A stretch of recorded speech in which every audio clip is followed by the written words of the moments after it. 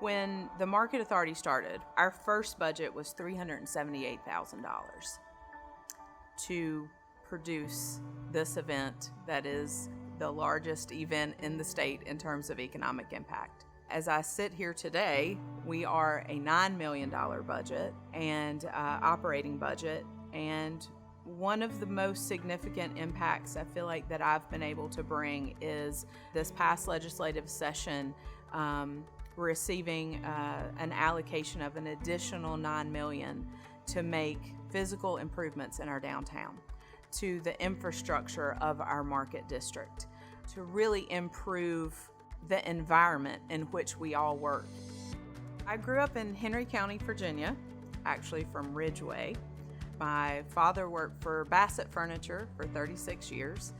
Heard my entire life about him coming to High Point every April and October. I was very active in theater and in forensics. Did a lot of public speaking and debate and those sorts of things. I did an invitational forensic tournament every year at what was then Longwood College. It's now Longwood University, and that ended up being where I went for undergrad as well as for graduate school. I loved calling Farmville, Virginia home, and had a mentor at the time. Her name was Dr. Phyllis Mabel, and she was our Vice President of Student Affairs, and I loved working for her. She was a very eccentric woman, had this kind of wild frizzy hair and rings on every finger, and you heard her laugh for miles away, so to speak. But she was famous for what she called a Phyllis note. You would come into the office in the morning and you'd have a note scribbled on your desk. But it was always something very profound, and for me it was interesting because it usually hit home in a way you thought, how did she know I needed that today? And it's funny because I've always thought about that in terms of the kind of leader that I wanted to be, was always recognizing when somebody needs a Phyllis note. Phyllis was very much an important part of those early days in my career. So much so that I was sitting in my apartment and got a call at 10 p.m. and Phyllis said, "What are you doing?" And I said, "I'm actually getting ready to go to bed." And she said, "I need you to come to my office." And that wasn't unusual. Phyllis worked a lot in the evenings and liked the quiet time. And so I put clothes on, drove to campus, walked into Phyllis's office, who at the time was right across from my office. And I sat down and she looked across the desk and she said, "You're fired."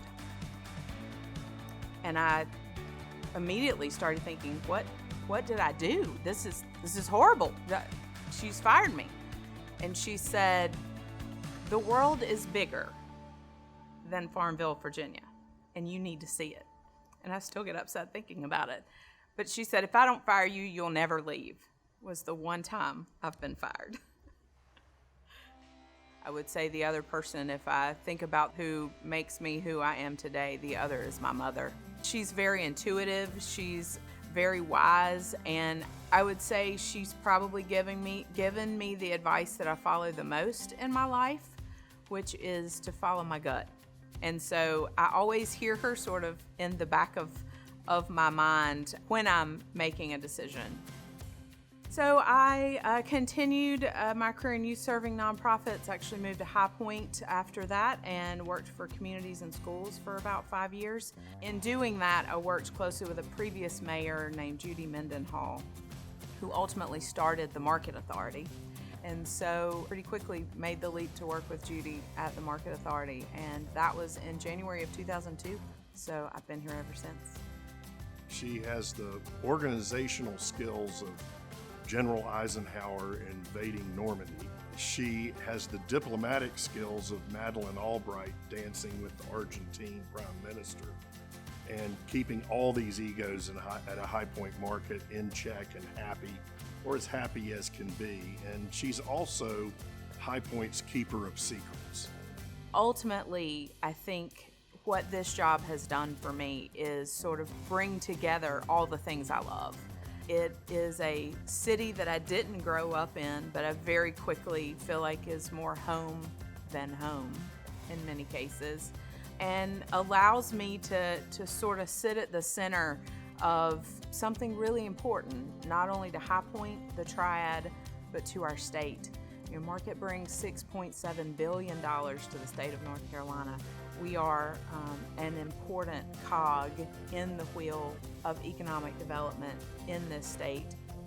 The High Point Market Authority is like herding cats because we have so many different constituencies at the table.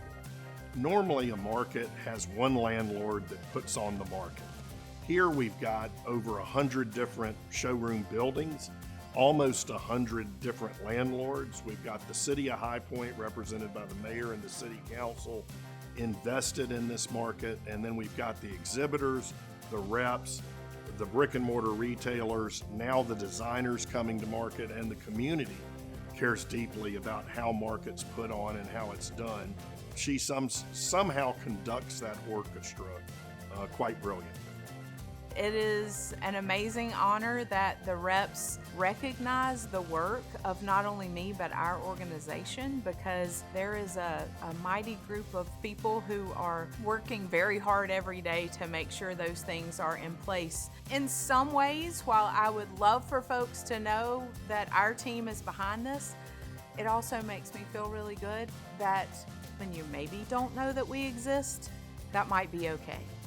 But at the end of the day, this award means a lot because it's not only me, it's that team of people behind me, and it's the acknowledgement of the work that we do on behalf of IHFRA, on behalf of the manufacturers who show here, and all the buyers who come here twice a year.